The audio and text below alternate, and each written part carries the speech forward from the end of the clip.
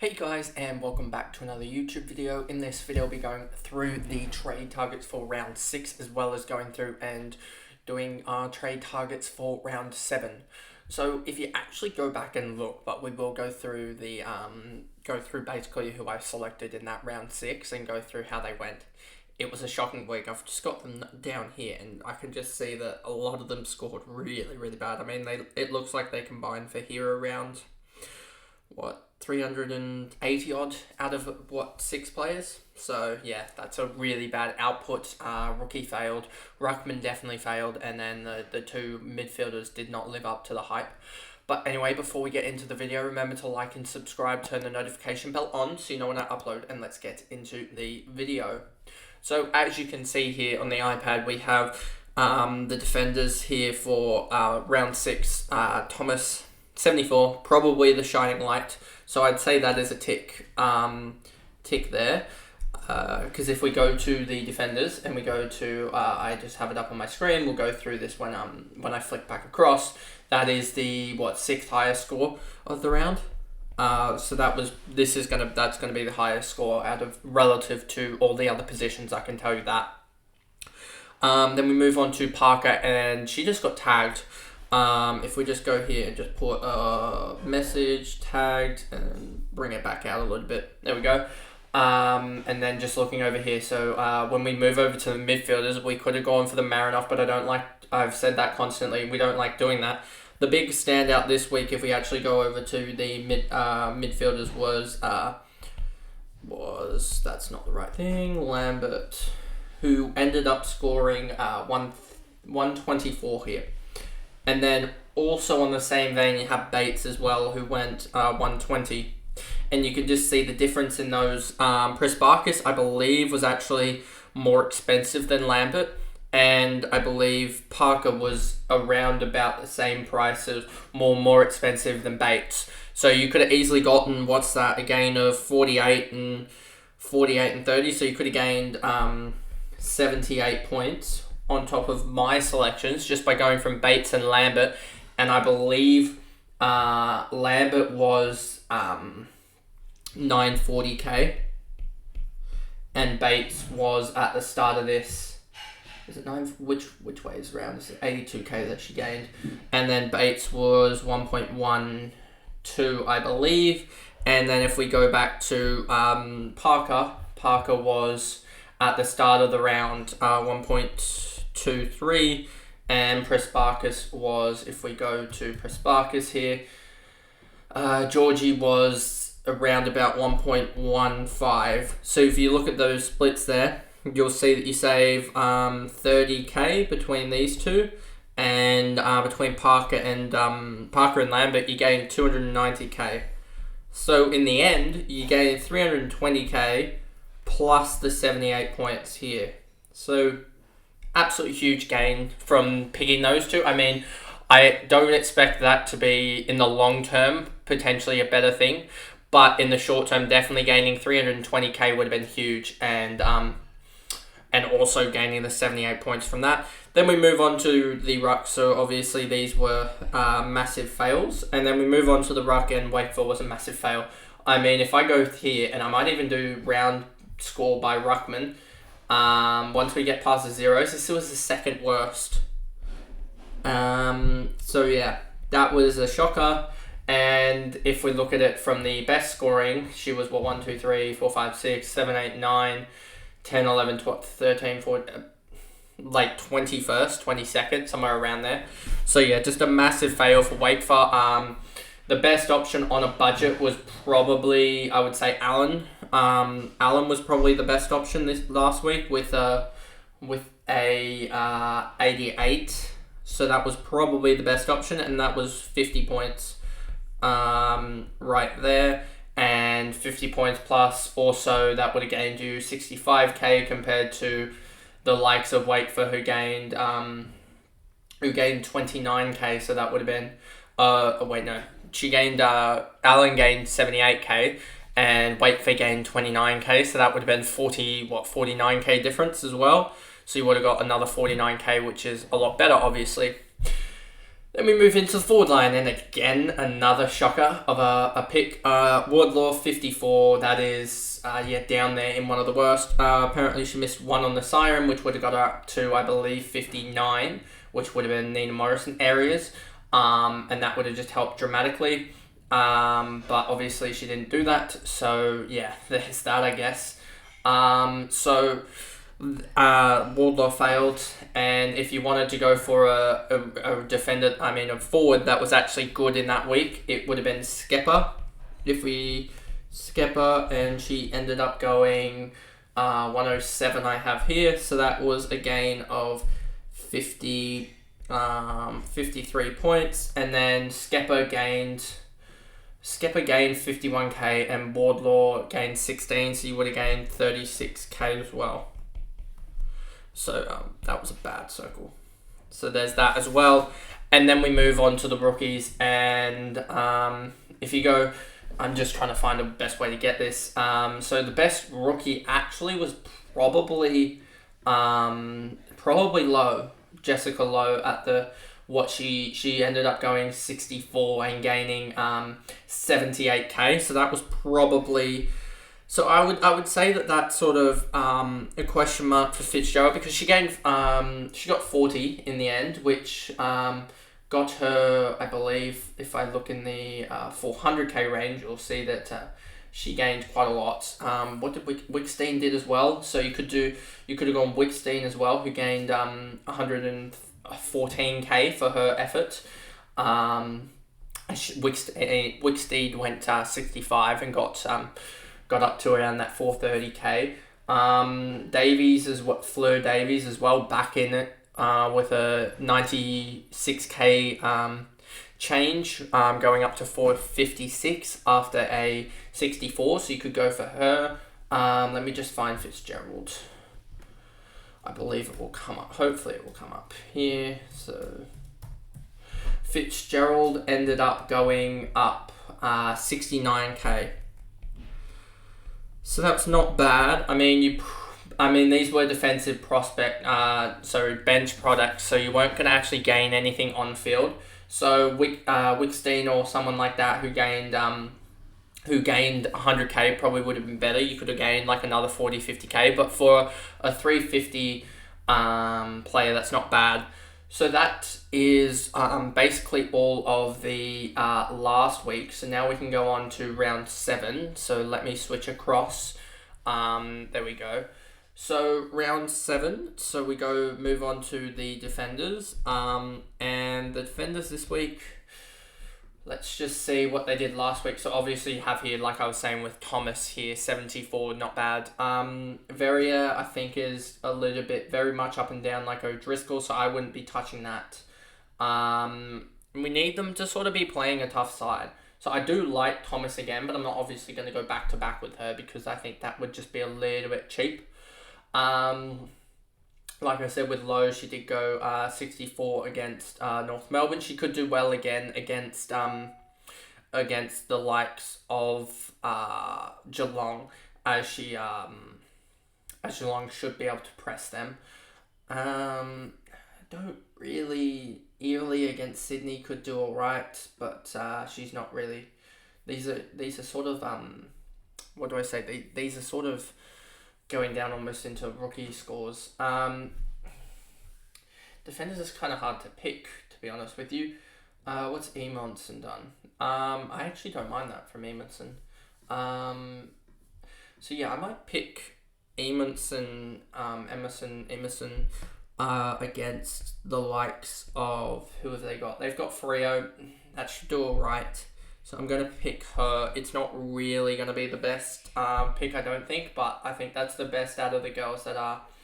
Well, she's 840k anyway. What is Rankin done? Nothing there. Grider, I don't think is worthwhile there either. Gay, I don't think is worthwhile. Cronin. Priest, I don't think is valuable at that price. You could go Gabby Pound actually now thinking about it. If you discredit that 39, then she's going at an average of 291 through 4 is 77. So you could look at that. Actually, yeah, I will change the to Gabby Pound. if it lets me go back. There we go. Now into the midfield, and let's just see what we have at stake here. Not going to go... I think if I go Lambert, that would just be too reactionary for what she produced against... who did she play? She played Hawks. And to do the same with Bates against St Kilda, that would be way too reactionary. I do think Bruton at 116, she's got a new role. I think she is definitely one to pick. Not only is she just going to go up in cash very quickly, still at the moment, because she's gone 110, 116, I believe. 110, 116, so her cash gen is right there. She's just playing well at the moment. She's just got this role that seems so good for her. So I'm going to pick her as the first one. And Blackburn's been playing quite well the last couple of weeks. Plays Adelaide. That's a tough matchup. Probably not going to go for her. Shearer is sort of off and on. Pressbarkers we've chosen back to in weeks past, so I'm not going to go for her. If I actually change this to average, then you've got, I don't want them, they're too high. Ali Anderson didn't do the greatest. I believe we have Bowers back this week, but we'll wait and see on that one. Georgia Pressbarkers is going to explode, like I was saying in the previously in one of the previous videos, but I don't know if it's necessarily this week. Mon Conti, 96, down game, but plays Essendon, so should bounce back. Abby McDonald, Blackburn. Bree Davey, what did she put up? She put up a 90 last week, didn't she? Yeah. And she's playing Carlton, who I don't think will tag, so that will be interesting. Yeah, I think did Essendon tag her? That's the thing. I don't know if they did. I have a feeling Bree could explode this week. So there's that. Yeah, I think the best option is actually to go for Bree Davey at the moment. So I'm going to choose Davey, and that one's probably going to blow up in my face. But I want to go for some outlandish, picks a little bit with this, as I don't want to just go for the 1 million type of players. I mean, I guess you could sort of say, actually, now that we're in the latter half of the season, that you want the best players. So now thinking about it, I'm going to allow myself to have one of the top players this week. And I think the best actual player is, do we do double north and go for one of Riddell or Garner? Row bottom against Brisbane, I don't really like the look of that, to be honest with you. Ali Anderson, Bowers, Pressbarkers. I don't really want to go for Marinoff. Does that leave me with row bottom against Brisbane? I think it does. And not the best pick. I really like the Riddell and how she's getting so much of the ball. Garner's doing a lot as well, but I think the best pick at the moment, if you wanted to go for the top end, that how many percentage owned is, she's 24% owned. Riddell's 10, Garner's going to be 30, 35, Marinoff 50, 62, so you have that, and Bowers I think is still about 34% owned for a player that isn't playing. That's how many dead teams there are. Making me feel worse about my position now. 10%, Prezzi's 45. So if you were to jump off someone, I think you could jump Prezzi to Bruton and then move someone up to get row bottom, as I don't think row bottom is as highly owned as she probably should be. I think she should be probably around that 40 to 50% owned, but I just cannot get to her this year because I've just stunk up the regens of cash in my secondary rookies. So that is the second midfielder finally. So it's Bruton and Rowbottom, my midfielders, and I am going to go for one good midfielder and one sort of 1 million midfielder from here on out in the trades as we sort of gear up for the end of the season. In the ruck department here, Moffat, Strom, Edmonds, Moody. So you see here, I actually have Strum because I couldn't get to Moffat. I really like Moffat's matchup this week against Hawthorn. I think she'll explode there. I think Schultz will obviously struggle. Then you got Lacaille, if she's even back against Melbourne. I think that's not the best matchup. Lucy Whale, I think, will struggle. I don't really like the look of many of these matchups, to be honest with you. If we look at round points here, who did Allen play for that? She played Melbourne and got an 88, so that's encouraging, I guess. Man, there's nothing really here that I do like the look of at all. I mean, you could go Jess Good, but that's sort of a little bit high end. There's no real middle end talent that I'm looking at here, and I'm really liking the look of, to be honest with you. So I think the best bet is to go back to averages, and then is it to just pick a Georgia Seymour against Gold Coast or something like that? But she's just been putting up 60s to 80s. Bree Moody's been putting up 80, 70, 100, 170. So that's pretty consistent. What about Jess Good? Sort of very consistent as well there. Plays Collingwood. Anyone big played Collingwood recently? Seymour. Who have they played? Who have Collingwood played? They played... Yeah, there we go. Stephanie Wales, 80. And what was her average? Her average is 70. So Collingwood shouldn't be the worst matchup. They have Frederick and Ruck. So 90, I'm just trying to pick the best. I think Good is probably the best matchup because Moody is playing 16 hit out, 17, 22, and the other game 11. I think Jess Good is the better matchup in terms of Ruckman.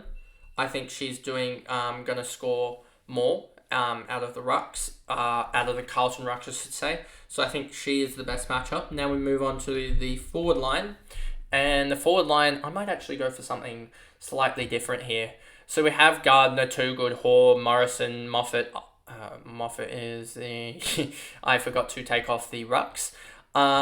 So you have Rowe here as well, who I'm actually liking a little bit here. She has the Carlton matchup, so that will be interesting. Barr did alright. And then if we swap this over to show the round points, you'll see Barr, Zankard, 102, discredit that, I don't think. Skepper is another one that you could look at, but she dropped a 40 against the Swans. If you discredit that, then through 6 games, she's got 400 through 5 games, she's got 400 points, which is basically 80. She'll be at just under 80 average. Discredit that in the last 3, and she's doing absolute nuts. But that would be a little bit disingenuous to do that. Stratton basically annoying me now at this point. Goldsworthy 991, Rowe 920. So you could go for Rowe. I think that could be a definite move for some people. You could go Goldsworthy, as Goldsworthy sort of is making her name for it as the F5. So if I was going to move someone, I think it would be to go for who has the better matchup? Is it Rowe or is it Goldsworthy?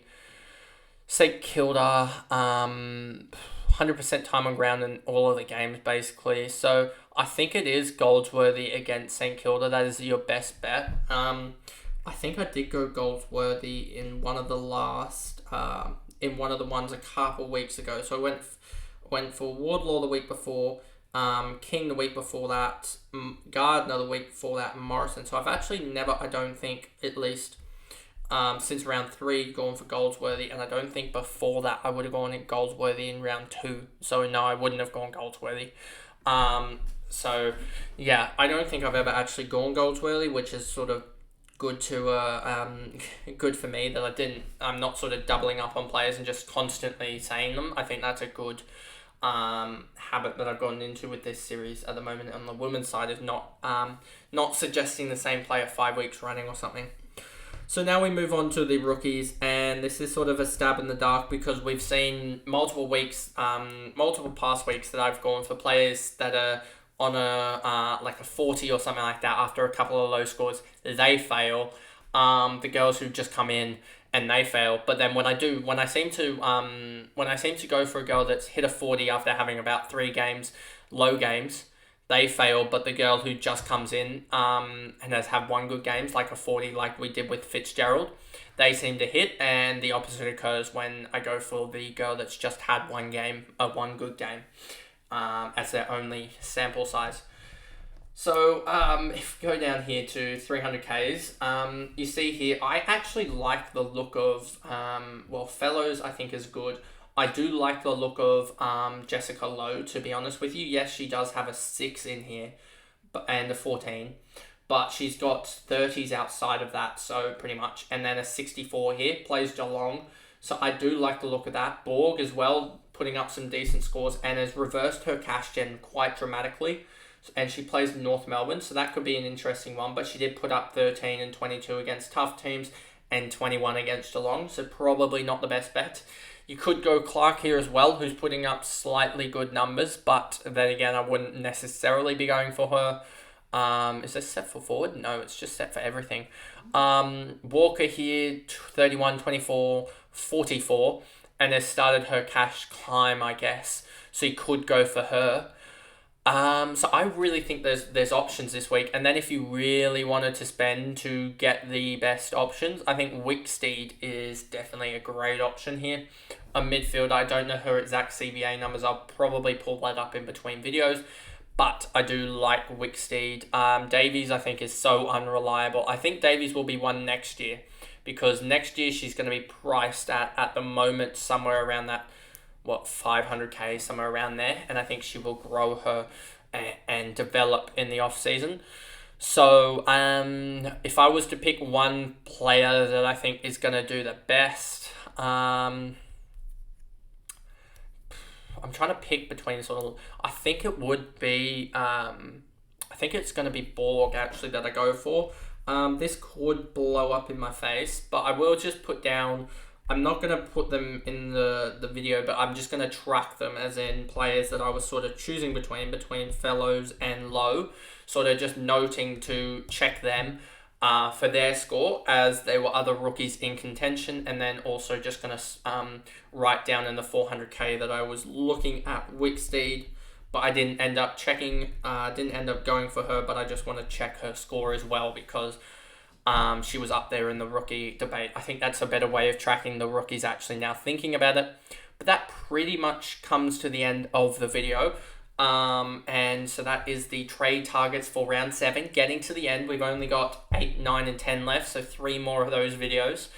And then we'll be done, and hopefully by then my uni semester will be basically done, so I can have less stress. But that is pretty much the video, and I'll see you guys in the next one, which will be the tipping for round 7. Thanks, guys.